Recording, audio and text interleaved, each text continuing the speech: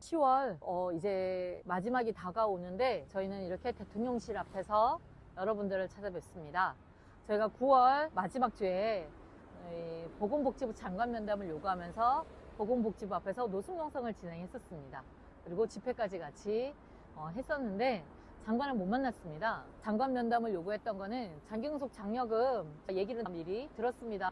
그러나 이걸 확실하게 밀어붙여서 우리 요양노동자들의 처우를 확실하게 개선해 주라 라는 것을 요구하면서 농성을 시작을 했고, 그리고 장관을 만나서 임시 처방이 아닌 근본적인 제도 개선하자 요구해 왔습니다.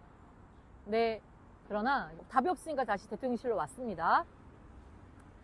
장기근속 장려금이 제도가 개선됐다라고 얘기를 하는데요. 저희 노조가 주장했던 것 중에 중요하게 여겼던 건 통합경력입니다. 요양원에 있다가 방문요양 이렇게 이동하거나 아니면 다른 요양원으로 이동하거나 다른 방문센터로 가면 경력이 끊어지게 되죠. 받던 장기근속 장려금이 다시 0이 돼버립니다. 특히 영업정지, 폐업, 매매로 인해서 경력이 끊어질 경우는 이 수당이 없어지게 됩니다. 그럼 이게 안정적인 처우 개선일까요? 아닙니다. 노조에서 장기근속 장려금을 계속 주장하고 작년에도 보건복지부 앞 농성을 했습니다. 그렇게 하면서 1만 4천 명의 서명을 작년에 전달했고요. 그리고 이렇게 투쟁을 계속 노숙농성하면서 하는 이유는 지금 현재 있는 제도 하에서 개선할 수 있는 것이 장기근속 장려금이었기 때문에 이걸 계속 주장하고 요구하고 투쟁을 해왔던 거고요. 그래서 1년 차부터 경력이 1년, 2년 되신 분들부터 수당을 받게 되죠. 그것은 되게 환영합니다. 그리고 금액이 용역했던 것보다 더 인상이 돼서 그 또한 환영을 합니다. 하지만 이게 끝은 아닙니다. 이게 다 개선된 게 아닙니다. 아파서 내가 요양원을 쉴 수밖에 없는 상황이 되었을 때도 결국은 다시 경력이 제로가 되기 때문에 통합경력, 그동안에 근무했던 경력을 다 인정해달라 라는 걸 다시 한번 요구하고, 특히 폐업이나 영업정지로 인해서 경력을 단절될 수밖에 없는 요양노동자들에 대해서는 당장 조치를 취해달라라는 걸 제도화시켜야 한다라는 주장을 하고요. 근본적인 건 장기근속 장려금 이런 표현이 아니라 아예 임금 체계에 수당으로 들어가면 되죠. 아니면 호봉제로 들어가든가. 그게 바로 표준임금제입니다.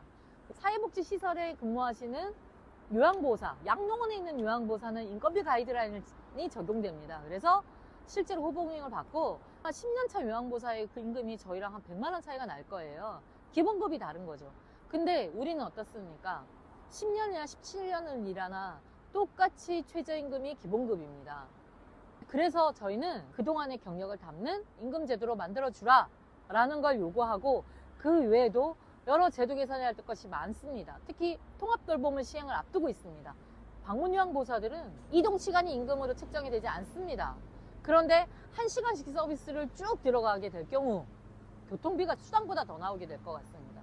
그래서 이런 문제를 해소하기 위한 가장 출발이 임금제도라고 요구하면서 대통령 직접 만납시다 라고 이렇게 호소를 드리고 있습니다. 10월 29일 바로 이날 국제 돌봄의 날입니다. 이곳 용산 대통령실 앞에서 돌봄 노동자들이 함께 모여서 처우 개선에 대한 근본적인 대안을 마련해 줄 것을, 대통령이 직접 나서서 이 문제를 해결할 것을 촉구하는 집회를 개최합니다.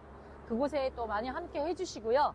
그리고 제도 개선, 오늘은 장기근속 장려금에 대한 이야기를 나눴는데요. 2탄 표준임금 법제화 이야기를 드리고자 합니다. 또 찾아뵙겠습니다. 그리고 10월 29일 투쟁에서 만나겠습니다. 투쟁!